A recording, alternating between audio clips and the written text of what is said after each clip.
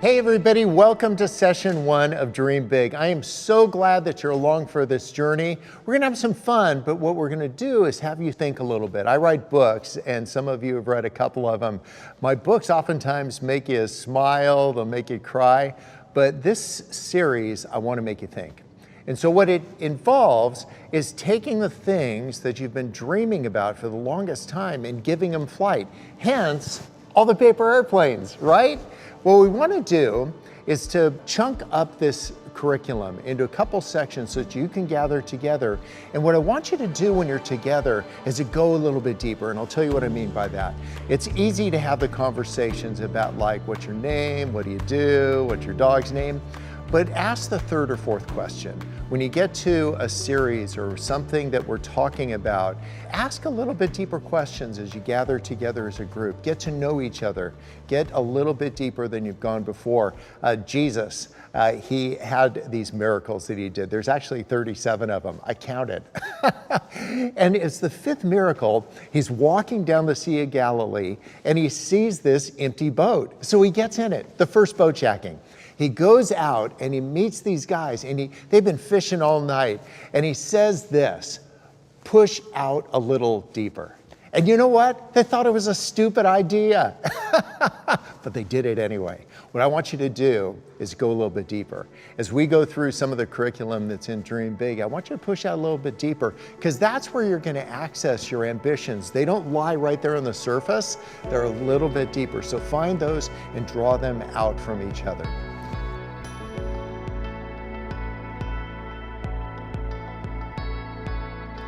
I teach a class at Pepperdine Law School. Can you imagine me teaching a class at a top-tier law school? I'm like, everybody passes the bar. You get a car, you get a car, you get a car. But it isn't your normal class. It's a class on failure. Every week, I have one of my friends come who's screwed up in front of Earth, which is actually all of my friends. I don't want to talk about the big wins. I want to get real. And that's where some of your ambitions lie. You're only going to be able to access some of these ambitions that you've had if you get real with yourself, get real with God, and get real with each other. There's something beautiful about that. It takes some vulnerability. It takes some authenticity. But that's where the good stuff is. What we're going to try to do over all these different series, we're trying to carve a new little groove in your brain. And then here's the deal. We want to go Grand Canyon with it. You guys have heard about the place. It started out like a brook. It was just a little trickle of water. I wasn't there. I'm old, but not that old. It turned into a stream. It turned into a mighty river. It turned into the Grand Canyon. And what happened is that the water kept going, digging deeper and deeper and deeper. What I want you to do is take this little groove that you're carving in your brain. I want you to go Grand Canyon. I want you to use that thing so much. Find opportunities to repeat and repeat and repeat. Go deeper and deeper. That's what I want you to do. Go Grand Canyon.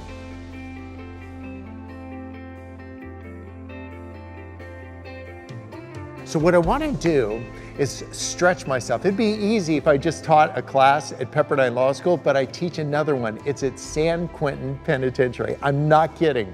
I've got all of these terrific felons in my class, and we talk about the same stuff. Here's the deal. Their mistakes are a little bit more obvious. Some of these guys have life. They are never getting out. But some of them have a second shot. What I want them to do is to have clarity, and that's what I want for you too. There's a great verse in Colossians 4, and it says this. Paul says, my hope is this, that I could present the mystery of the gospel of Christ and to do it with clarity. What I want my friends, I want you, I want myself, Sweet Maria, all the people I work with, my friends who are in San Quentin, to present their message with clarity. And the way we get clarity is authenticity, is to just get real about what's going on in your life. What I'll do with my friends at San Quentin is this. I'll have them make paper airplanes. If you've got some paper around, you got to do this. I'll have them fold it and make all the creases. And what we end up doing is we have all of these creases and intricate folds. And then I'll have these guys stand up and one at a time start throwing these things to see how far they'll go. And the crazy thing is the ones that look super elaborate, don't go very far. They look awesome, but they don't go far. I want you to abandon what your faith looks like, abandon what your life looks like, and I want you to go far in your faith. I want you to go far in your life. You know, the crazy thing is this: if you want your airplane to go the farthest, check this out. This is what you do. You crumple it up. That thing will go a mile. And what God does sometimes in our lives is we'll have these setbacks. We'll have a couple things where we see all these creases. And I think what Jesus Christ sees is possibilities. He sees there's a person that is actually going to get real with their faith, real with the community of people around them. They're ready to carve this new groove and go Grand Canyon on it. That's what I wanted you to do. I fly airplanes.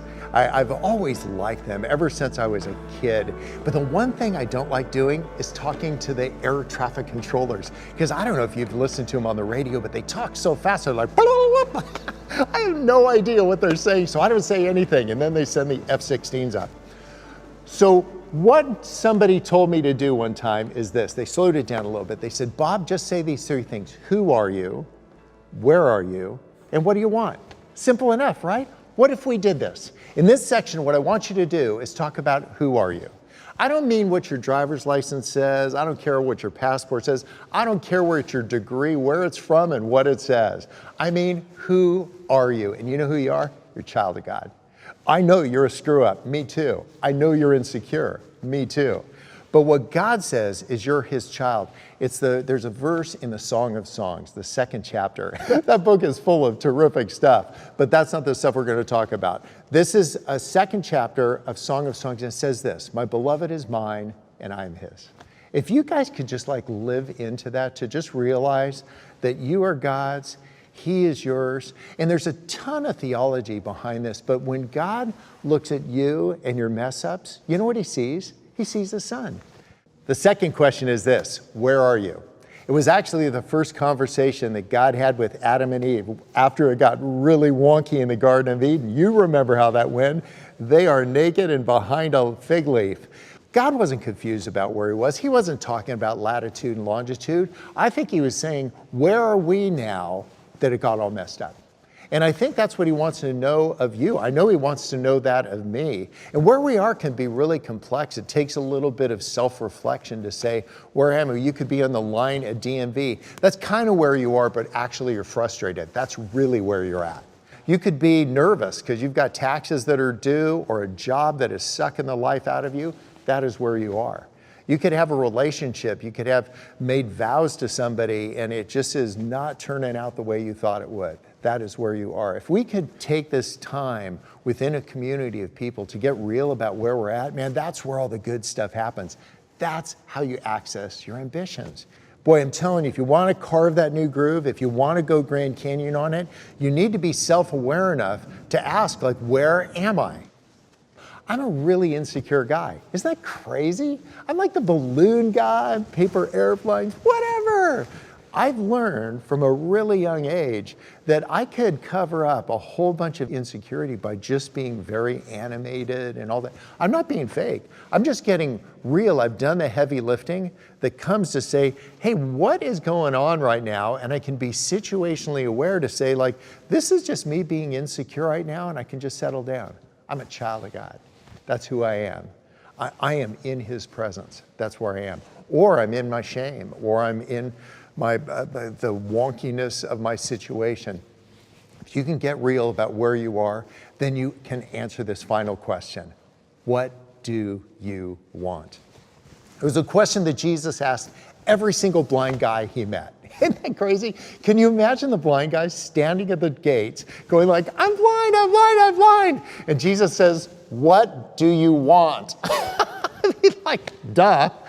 I don't think Jesus was confused. Again, I think he wants to know from that guy what he wants to know from you, what he wants to know from me.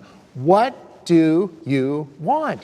And if you want a Porsche, just get it out there. I want a Porsche. You're not getting one, but get it out there anyway.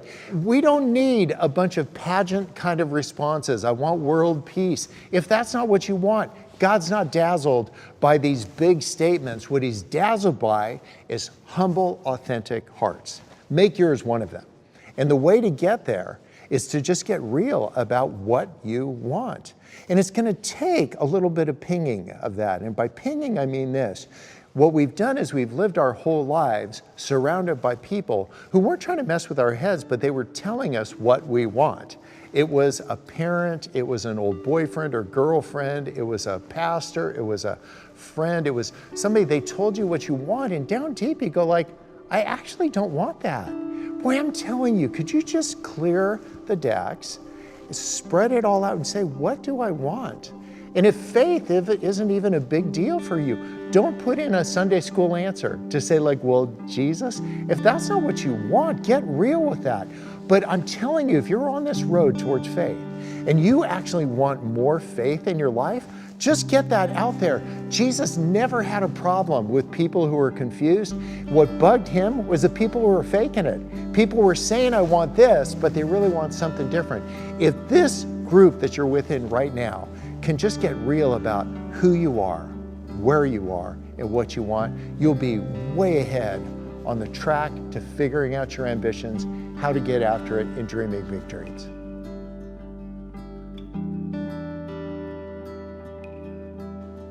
When I grew up, my parents, when I forgot to say thank you, they would jump in and say, you're welcome. Did that happen to you? You know it did. I would jump into my dinner and I'd like dive in because I was so hungry and it's mac and cheese. And then I forget to say thank you to my mom. And so with a furrowed brow, she would say, you're welcome.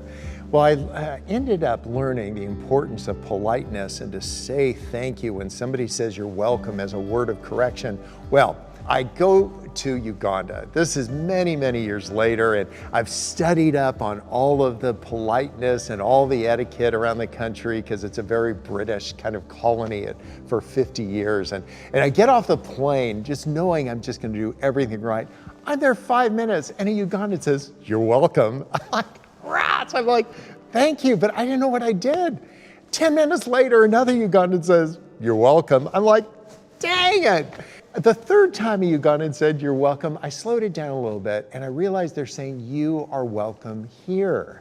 These aren't words of correction, they're words of invitation.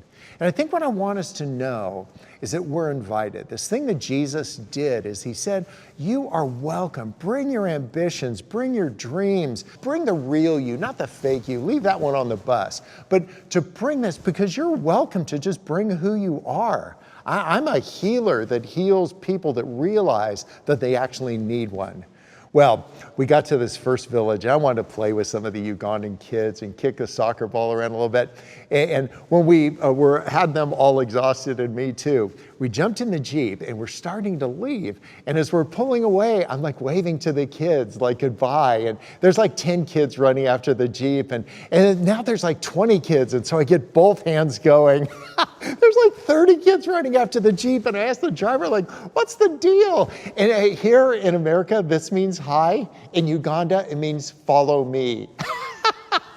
Isn't that awesome? And I realized that's what I've been doing with Jesus. He keeps saying like, Bob, follow me. And I'm like, hi. That's what's been happening with your ambitions. You're waving at him. I think you ought to follow him.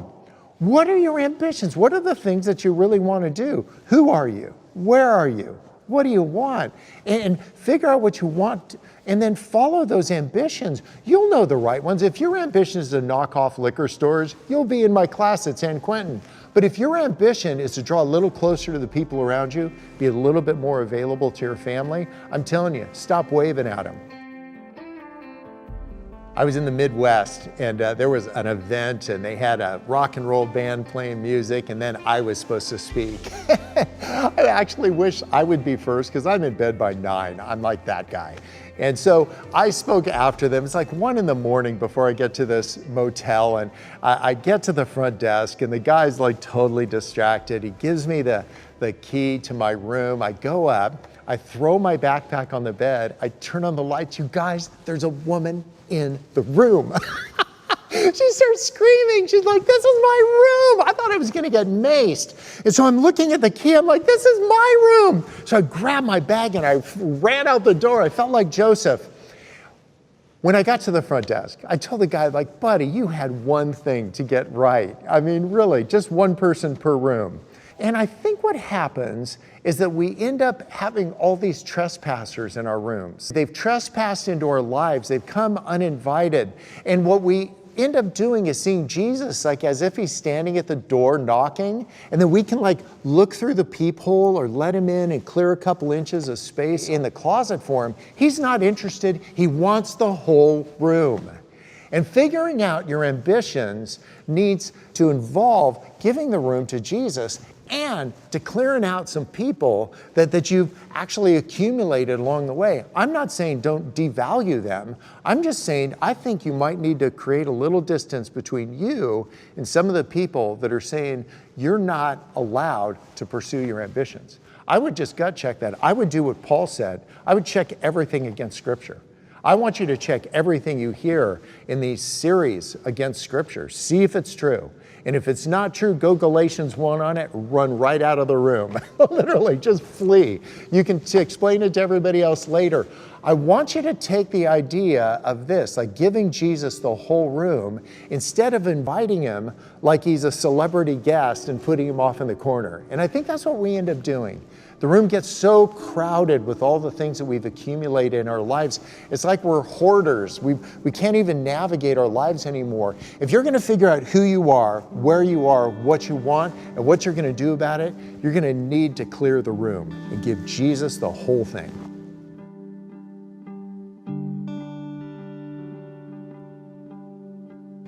As we wrap up this first section, I'm thinking about the first miracle that Jesus did. You guys know what it is, right? The wedding at Cana. And everybody knows the story. You know, they ran out of wine. They said, get the water. But what I've been doing for the last 10 years is this. I'm not just memorizing the miracle that happened. I'm trying to understand what was happening around the miracle. You know what happened when they ran out of wine? Mary went to the host and she said this: do whatever Jesus tells you to do. That's what I want you to do. As we wrap up this section, I want you to think, what are the things that Jesus has told me to do? And I don't hear audible things from Jesus. I don't get that. I just read Scripture. I say, like, what has he said to do? Matthew 25. You want a list? Here it is. Hungry people, thirsty people, sick people, strange people, naked people, and people in jail. That's it. You can go to the fruits of the Spirit: love, joy, peace, forbearance, kindness, goodness, faithfulness, self-control. If we start doing those things, then we live into our ambitions while we're doing the things that Jesus told us to do. And so don't just read about like hungry people. Go feed somebody, get some burgers, drive around. Thirsty people, naked people are a little harder to deal with. Give them some socks. Whatever it is that causes you to actually move from thinking about this stuff to doing that stuff, that's the difference between carving a new groove and going Grand Canyon. And what it's going to take is authenticity. So if you're in a group or you're going to get together with a group, get authentic, talk about who are you, where are you, what do you want, what are you going to do about it?